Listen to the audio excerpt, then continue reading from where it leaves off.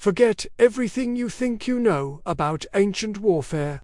Before knights in shining armor, before the roar of cannons, and long before gunpowder dominated the battlefield, ancient China was a forge of military genius. Engineers and inventors, centuries ahead of their time, were crafting weapons so terrifying, so ingenious, and so brutally effective that they still defy belief. These weren't just simple swords and spears. We're talking about technologies that seem like they were ripped from a fantasy novel or even science fiction. Imagine a weapon that could fire bolts as fast as a modern machine gun. Picture soldiers wielding fire itself, unleashing torrents of unstoppable flames. Visualize massive siege engines, not just hurling rocks, but launching bombs that exploded in mid-air, raining down shrapnel and terror. This wasn't magic. This was the reality of ancient Chinese warfare.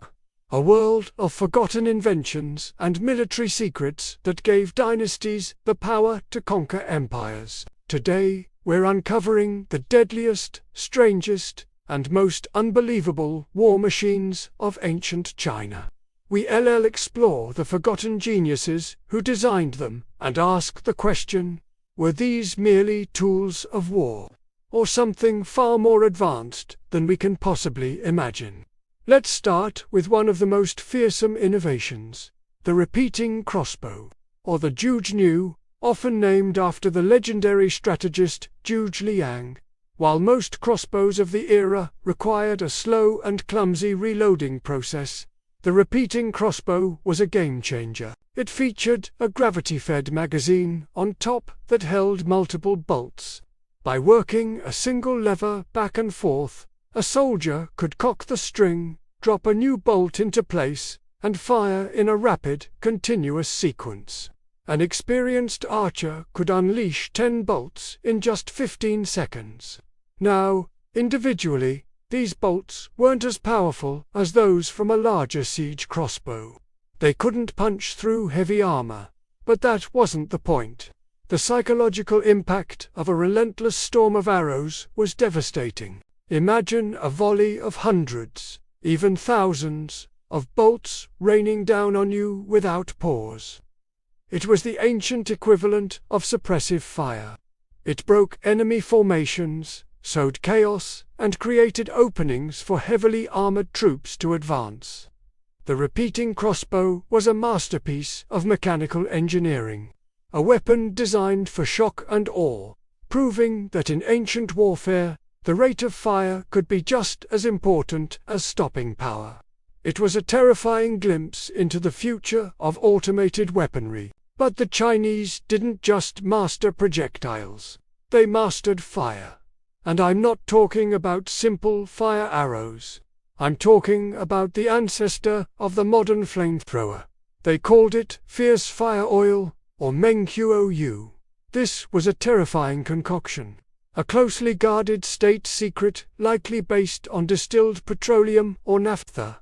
It was sticky, it was highly flammable, and once it was lit, it was nearly impossible to extinguish. Water would only make it spread. This fierce fire oil was delivered to the enemy through a remarkable device. A continuous flower, a brass or iron cylinder, was filled with the oil. At the back, a slow-burning gunpowder match acted as the igniter. But the real genius was the pump system. A double-acting piston pump, similar to a modern syringe, was used to pressurize the cylinder and force a continuous jet of liquid fire out of a nozzle called the Fire Dragon S head. The operator could aim this stream of liquid death, engulfing enemy soldiers, ships, and siege towers in an inferno. The sheer horror of being attacked by an unquenchable fire was a psychological weapon in itself. This wasn't just warfare, it was hell on earth, delivered by ancient engineers. Moving from personal weapons to the titans of the battlefield, let's talk about siege engines. The Romans had their catapults, but the Chinese took siege warfare to a whole new level with the traction tribute. This wasn't the counterweight trebuchet you often see in movies. Instead, it was powered by a team of men pulling on ropes. This design had a major advantage: speed. A well-trained crew could fire projectiles at a much faster rate than a counterweight machine, overwhelming enemy defenses with a constant barrage. But they didn't just throw rocks. The Chinese were pioneers of explosive ordnance. They developed the first true bombs, casings filled with gunpowder and shrapnel, like porcelain shards or iron pellets. These were essentially the world's first fragmentation grenades. They launched these bombs from their trebuchets, creating thunder crash bombs that would detonate over enemy formations. They even developed flying fire lances, which were essentially the first multi-stage rockets. A large rocket motor would carry a payload like a smaller container of rockets, arrows, or even a blade into the sky, which would then deploy over the enemy. We're talking about cluster munitions and rockets from 1,000 years ago. This technological leap turned siege engines from simple wall breakers into sophisticated air-denial weapons, capable of terrorizing and destroying entire armies from a distance. Beyond sheer firepower, Chinese inventors also excelled at creating weapons of stealth and surprise. Consider the flying dagger, a small, easily concealable crossbow that could be hidden up a sleeve. It was a favored tool of assassins and bodyguards, perfect for close-quarters combat where a sword or spear would be too clumsy. Then there were the naval mines. Yes, you heard that right.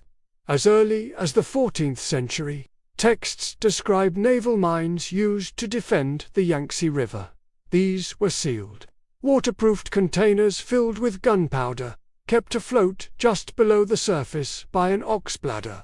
A long cord attached to a trigger mechanism, a flintlock-style device, was hidden on the riverbank. When an enemy ship passed over the mine, a hidden soldier would pull the cord, striking steel against flint, igniting the gunpowder, and blowing the ship to smithereens. This was asymmetrical warfare at its finest, a clever and deadly way for a smaller force to neutralize a powerful navy. Let's not forget the bizarre and the psychological. Ancient texts mention bizarre weapons like the crouching tiger. A type of mobile cannon designed to look like a crouching tiger, meant to intimidate the enemy before it even fired. They developed bee nests, which were rocket pods that could fire dozens of small, arrow-like rockets at once, creating a terrifying buzzing sound as they flew through the air, hence the name. They even weaponized sound, creating earth-shaking thunderbombs that were more about the deafening bang and flash than the actual shrapnel, designed purely to cause panic and disarray.